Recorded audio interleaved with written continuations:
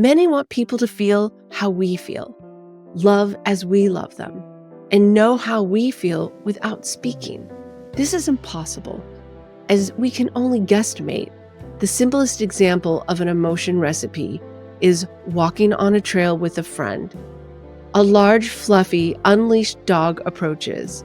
The dog's tail is wagging, almost so hard it could take down a tree.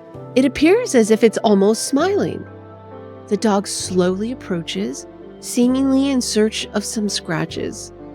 The feeling of puppy love makes the heart swell, and a beaming smile appears as the thoughts of a prior pet come to mind.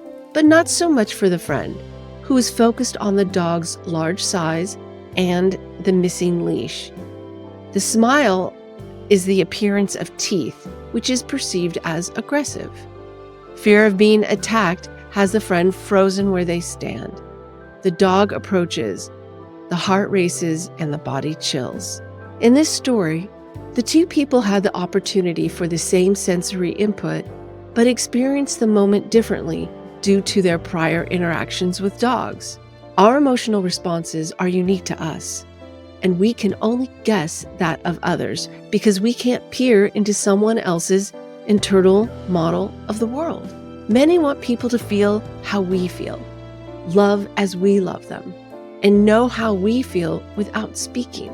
This is impossible, as we can only guesstimate, which is why I believe empathy can be powerful, dangerous, and misused.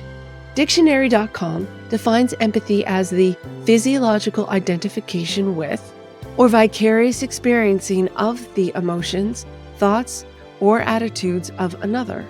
The German word for empathy is Einfühlung, which means feel into.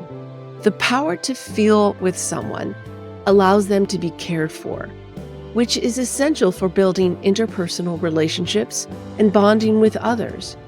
But it can also bring up personal feelings and experiences that could cloud judgment or impose what happened to us onto the situation.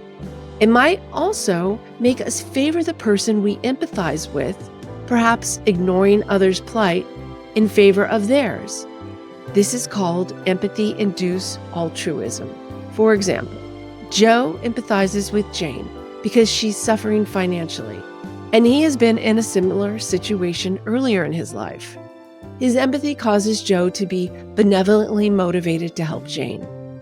Let's say Jane works for Joe. Joe's empathy towards Jane leads him to promote her, even though others in the company are more qualified and equally in need of a financial lift. Only Joe doesn't know it. Strong emotions can unduly influence thoughts and decisions. We must evaluate empathy's toll on our energy when we feel too much for others. I'm not for or against empathy. Just like any emotion, there can be pros and cons given the situation and its use. Like sugar, you can have too much or too little. Sometimes the recipe doesn't call for it at all.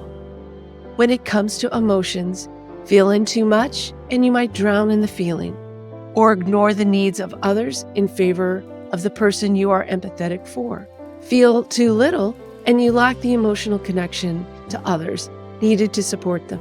Compassion, a feeling of deep sympathy and sorrow for another who is stricken by misfortune, accompanied by a strong desire to alleviate the suffering, puts a bit of emotional distance from the person and the circumstances. The desire to help them is still there, just not as emotionally attached.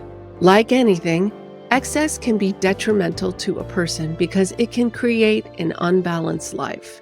Interoceptive awareness allows us to consciously recognize when empathy is called for and when compassion is the better option, allowing us to pivot emotionally as needed.